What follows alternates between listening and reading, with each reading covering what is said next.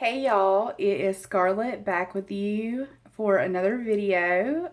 I am doing a Pan That palette in 2020. It will be my first ever Pan That palette. I'm excited, and I'm not going to bite off more than I can chew if I can help it. I'm trying not to. So I chose the Wet n Wild Not a Basic Peach tin pan palette. And I'm gonna open this so that the glare is not super bad on it. But I really like these colors. I like oranges on my skin. They tend to look good on me. I like that it has a blue. I like that it has this gold up here, and that kind of gives a little bit of variety with the oranges there and the orange transition shade. Also, it has two lighter shades for setting eyeshadow primer and doing basic, I guess, transition colors or putting down a base to get ready to put other eyeshadows on top of it. So I feel like I can probably pan this one pretty fast. And both of these are supposed to be transition shades in this palette, but I don't know about this one being a transition shade. That's probably more of a crease shade for me, or an outer corner shade even, depending on the look I'm going for. But I really do like these colors a lot. I'm not so crazy about this one, and I thought about using this in my eyebrows to use it up, because I know a lot of people do that, and I'm currently using a NYX powder pencil and a wax pencil. I like that combo in my brows, but I think this might be a little bit too dark. So I don't know, we'll see what I can do with this. As you can see, there is not a lot of use on this palette. There are no dips or anything like that. There's a little bit of, use from swatching it, and that's really all. I haven't used this very much, at all. I got it this year, and I'm a little bit ashamed, guys. I have gotten 20 eyeshadow palettes this year. Well, last year. I got 20 eyeshadow palettes last year. That includes this one. That includes Rosé in the Air from Wet n Wild. That includes two or three 9-pan palettes from Juvia's Place, and a 9-pan palette from Milani. So some of the palettes that I got were on the smaller side, but that doesn't really mean a whole lot. I still bought a shit ton of eyeshadow last year. So that's one reason why I'm doing a Pan That palette this year. Also, Wet n Wild is no longer cruelty free. They decided to start selling their products in China. China requires animal testing on all products that are imported before they are sold in the country. So even if Wet n Wild doesn't test on animals here in the US, they have chosen to sell to a country that requires, by law, animal testing before the products can be sold in that country. And that is against my moral code. It's fine if you disagree. It's fine if you don't care. I mean, that's you. You do you, boo. I'll do me, and we will all be okay. Maybe not the animals, but, you and I will be okay. And I can't do animal testing. I have a video about it. I have 4 fur children. It's just not something I can deal with. So I choose cruelty-free products, and I will no longer buy from Wet n Wild. And also, it's not even just about that. It's about the fact that they weren't open about it. They didn't come out with a statement and say, hey guys, guess what? We've decided to expand our market and we're going to start selling our products in China. They didn't do that. They were found out by a consumer that saw their products being sold in stores in China. And that's shady. So I don't really feel like I can trust that company anymore. How do I know that I can trust your ingredients list? How do I know that you're not putting something harmful in the eyeshadow despite your testing? Because you lied, basically. You were deceitful. So I just don't want to give my money to a company that is okay with those kind of practices. So I am just not buying from them anymore. And you make your own decisions. I'm not here to tell you how to live, but that is why I chose this palette. And I really do like it. I haven't worn it on my eyes at all. I have 2 eyes and 5 million eyeshadows. This is so bad. But I'll get into that later. There's also another reason why I have chosen to do a Pan That palette. I am doing a no-buy. By now my no-buy video has gone up. And you are aware that for the first 6 months of 2020, I cannot buy any products that are consumable, basically. I can't buy makeup or hair care or body lotion, fragrance. I can't buy any fragrance. I can't buy skincare. None of that, because I am hoarding it like a squirrel. I don't know what I'm doing. I don't know why I feel the need to stash all this stuff away like a squirrel preparing for the next ice age. Not even winter, an ice age. 20 eyeshadow palettes, you guys. 20 eyeshadow palettes. I just can't even with myself. Yeah,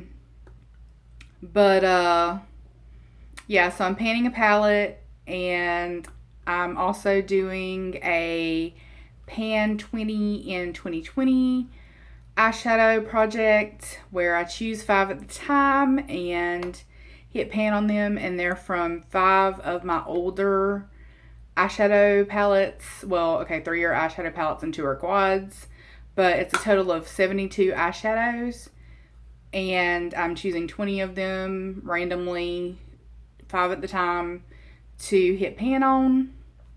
And that's going to be a year-long project as well. And I'm also participating in the Roses Are Red palette with Alexandra. I'm going to butcher her last name. I'm pretty sure it's Sjösten. She's Swedish. She's gorgeous. I love her voice. She has this quiet, high little voice. And she's gorgeous. I love her hair, and she's just beautiful. And she did a ridiculous number of projects last year. She did a throwing shade project. She did a 100 empties project pan. She did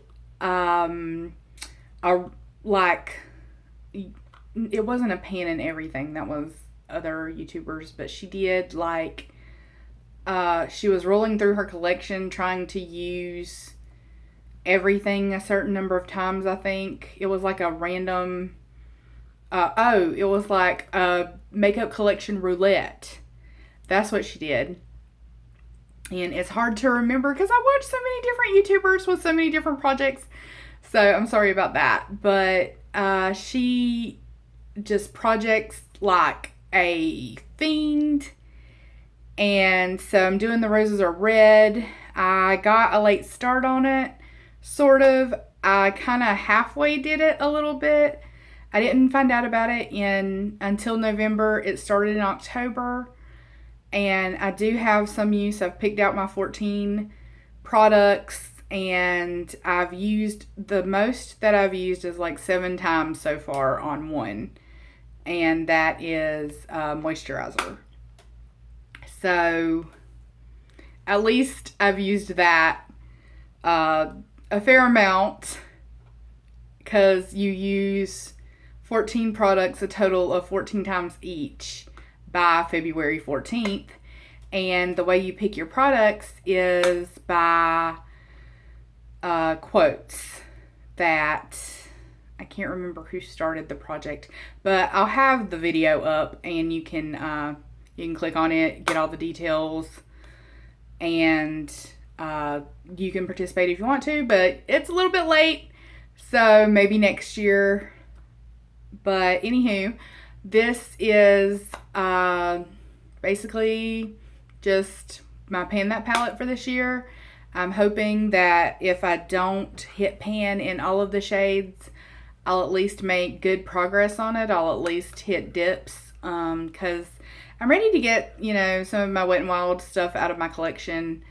I only have a few things. I have this, the Rose in the Air. I still have the Midnight Mermaid collection. I have the glitter eyeshadows and the highlighter from that collection. And I have a couple of lip products from that collection, and from just random Wet n Wild, like 3 or 4 Wet n Wild lip products, something like that. So I'm going to try to work through those this year as well.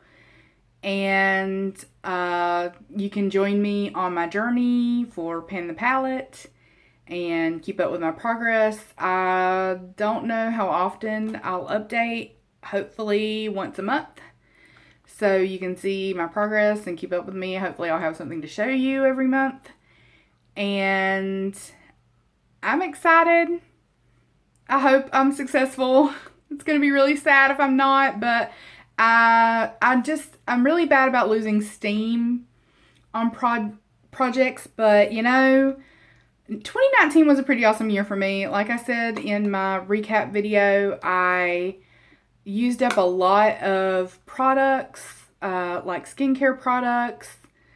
I used up an eyeliner, which I've never done, and I am working through things like working through my non-cruelty free things like shower gels and conditioners, and shampoos and conditioners and stuff like that. And I also hit a major goal that I've had for 3 years. This is the 3rd year that I've tried this goal, and I actually finally reached it, and it was to read 100 books. And I consumed 100 books, or absorbed 100 books is the word Cuddle Dragon used. But I listen to audiobooks. Audible is my jam. And most of them were audiobooks. But I still consider that reading, because, you're absorbing the book. Either way, you're just having somebody else read it to you. So you're still processing it, comprehending it, and, absorbing the literature. So I absorbed 100 books. I think maybe like 5 of them were print books. So because I read so slowly now, I have so much trouble with concentration due to the fibromyalgia that it's hard. But this year I'm going to try to absorb another 100 books, and 10 of them need to be print. So we'll see how that goes. I'll keep you guys updated. I'm probably going to, maybe at the end of every month, let you guys know what books I have absorbed, whether they were print, whether they were audio, what I thought of them. I read everything. I read a mixture of classics, modern fiction. I read murder mysteries. I read a little bit of romance, like supernatural romance. I'm a big Molly Harper fan. I read like young adult. I love the Percy Jackson books, Heroes of Olympus books. I'm a Rick Riordan fan. I read like everything. Nonfiction. I read several autobiographies last year. Just a lot. Very eclectic collection of books. You're welcome to follow me on Goodreads. If you can find me, normally it's like you find people through Facebook. And I haven't been able to add Cuddle Dragon on Goodreads. It's weird, but I don't know. I can just let you guys know what I'm reading and how I feel about it, and you can find out that way, and you don't have to worry about Goodreads. But anywho, that's all I have to say about my Pan That Palette project. I kind of rambled a little bit. I'm sorry for that. But I hope you enjoyed this video anyway. If you did, click the like button, please, so that I know what content to post so nobody gets bored. And I will catch you guys in the next one. Bye.